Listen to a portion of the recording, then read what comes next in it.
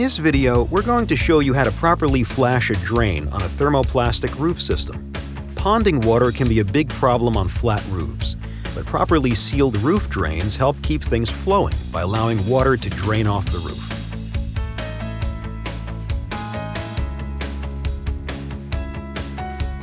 First, you'll apply Elevate Water Block Seal. You'll want to use at least 5 ounces for each 4-inch drain. If you're working with larger drains, just add a bit more water block to ensure a good seal. It's all about keeping that water where it belongs. Next, let's lay out the field membrane over the existing roof drain. Then mark on the membrane the location of the clamping ring fastener placement.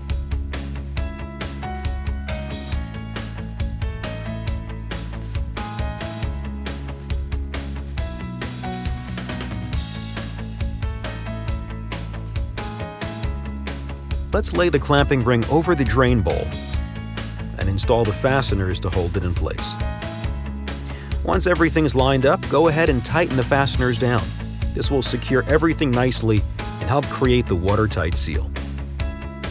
You'll want to start by cutting a hole in the membrane right over the roof drain bowl.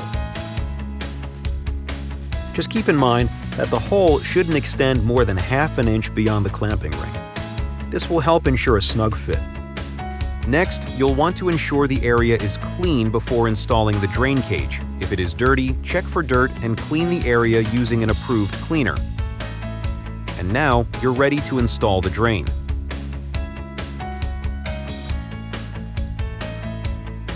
You've now completed the drain flashing, ensuring a watertight seal between the drain bowl, clamping ring, and membrane. If you have any further questions, please reach out to your local Elevate sales representative or visit our website for more information. Elevate. Nobody covers you better.